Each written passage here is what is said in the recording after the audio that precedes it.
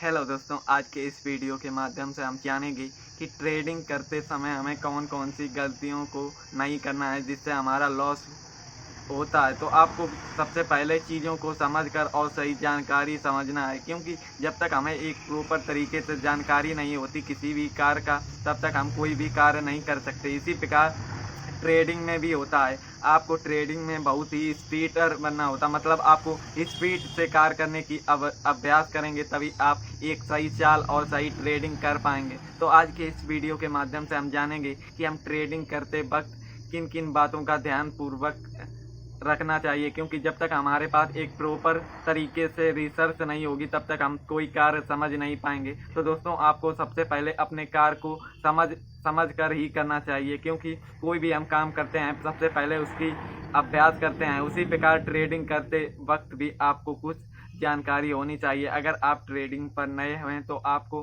Trading करने पर नहीं, किंतु आपको पेपर ट्रेडिंग से स्टार्ट करना चाहिए, क्योंकि पेपर ट्रेडिंग से एक प्रॉपर तरीके से रिसर्च भी, हमें ज्ञान भी मिलता है और नॉलेज भी। तो आपको सबसे पहले, अगर आप स्टॉक मार्केट पर नए हैं तो आपको सबसे पहले नई जानकारी के साथ आपको सबसे पहले ज्ञान सीखने पर विश्वास करना होगा, क्योंकि जब तक हम सही नॉलेज से कार्य नहीं करते तब तक हम कार्य को समझ ही नहीं पाएंगे। तो आपको सबसे पहले नॉलेज करना है, क्योंकि कुछ लोग स्टॉक मार्केट में विदाउट नॉलेज के आते हैं, जिससे उनका सारा कैपिटल लॉस में बदल जाता है। कहने का अर्थ है, कैपिटल का मतलब ये होता है कि उनकी जमा पूंजी रुपए सबरे एक ही ट्रेड पे चले जाते हैं। किंतु हम सोच समझ कर और सही जानकारी से कार्य करेंगे तो हम चीज़ों को पहले से ही पकड़ सकते हैं। किंतु इसमें करने से पहले आपको रिस्क भी होता है, मतलब आपकी एक गलती की वजह से आपके कैपिटल जीरो भी हो सकता है। किंतु हमें सबसे पहले शुरुआती दिनों पर चीज़ों को सही तरीके से समझना होता है, क्योंकि जब तक हम जानकारी को सीखेंगे ही नहीं तो हमें कुछ नॉलेज भी नहीं होगी। तो आपको शुरुआती दिनों पर नॉलेज पर ही विश्वास करना चाहिए। अब हम बात करते हैं उन गलतियों के बारे में जो नए ट्रेडर करते हैं। ऑप्शन ट्रेडिंग किस प्रकार से करें तो इसके बारे में जान लेते हैं। ऑप्शन ट्रेडिंग करते समय आपको कुछ चीज़ें ध्यानपूर्वक समझनी चाहिए। मतलब इंट्राडे ट्रेडिंग का अर्थ ये होता है दोस्तों कि कोई भी आप क्वांटिटी खरीदते हो तो एक ही दिन में खरीदते हो, तो एक ही दिन के भीतर आपको प्रॉफिट या लॉस लेकर निकलना पड़ता है। अब बात करते हैं ऑप्शन ट्रेडिंग करते वक्त लोग किस प्रकार से रुपए गंवा देते हैं, उसके बारे में भी हम जान लेते हैं।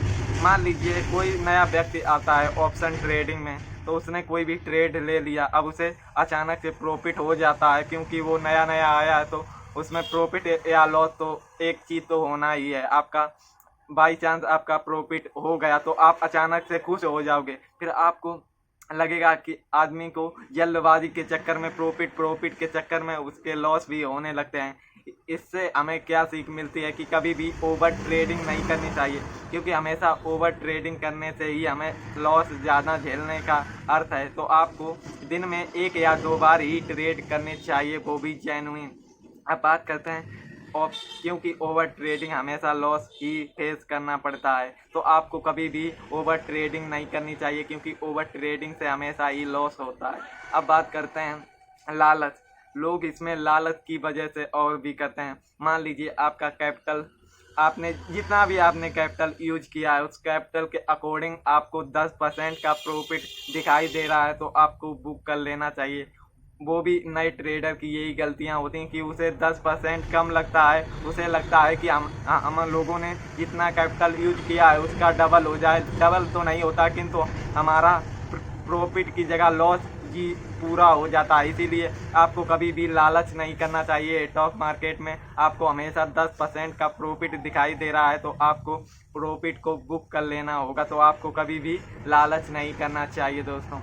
अब बात करते हैं कि जब हमारा, कई लोगों का अर्थ ये है कहने का कि कभी भी हम प्रॉफिट के चक्कर में नए नए में करते हैं, हमारा अधिक लॉस हो जाता है। अब हमारा अधिक लॉस हो गया है, अब हम अपने लॉस को किस प्रकार से रिकवर कर सकते हैं उसके बारे में हमें सही इंफॉर्मेशन के साथ सही नॉलेज का भी होना पर्याप्त होना चाहिए। अब नॉलेज हम किस प्रकार से सीख सकते हैं तो इसके बारे में भी हम कुछ पॉइंट जान लेते हैं।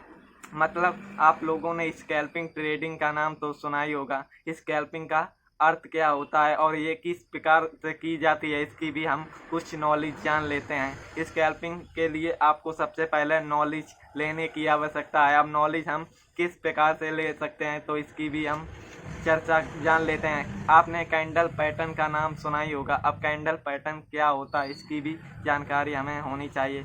कैंडल पैटर्न का जब तक आप नॉलेज नहीं लेंगे तब तक आप स्कैल्पिंग ट्रेडिंग नहीं कर पाएंगे। तो आपको शुरुआती दिनों पर अपनी नॉलेज गेन करने की ज़रूरत है, क्योंकि जब तक हमारे पास सही इंफॉर्मेशन होगी तभी हम स्कैल्पिंग कर सकते हैं। तो दोस्तों, आपको सबसे पहले कैंडल पैटर्न का नाम और उनके वे किस टाइम पर और किस जगह बन सकते हैं, क्योंकि कैंडल पैटर्न हमेशा बुलिश एंड बेरिश होते हैं। मतलब कि हम स्कैल्पिंग ट्रेडिंग करेंगे तो हमारे सामने दो चार्ट होने चाहिए। मतलब आप लैपटॉप या एलईडी टीवी में भी चला सकते हैं, एक और कॉल का हो तो एक और पुट का हो। जब मान लीजिए कॉल बुलिश होगा तो पुट बेरिश होगा और पुट बुलिश होगा तो कॉल बेरिश होगा। अब इसी पर आपको कैंडल पैटर्न की भी जानकारी होगी तो आपको बड़ी आसानी से ट्रेडिंग कर पाएंगे। किंतु आप अगर नए हैं तो आपको सबसे पहले सीखने पर विश्वास करना होगा, क्योंकि जब तक आप एक एक कैंडल पैटर्न की रिसर्च नहीं कर पाएंगे तब तक आपको कैंडल पैटर्न की ज़रूरत होगी। तो आपको सबसे पहले कैंडल पैटर्न को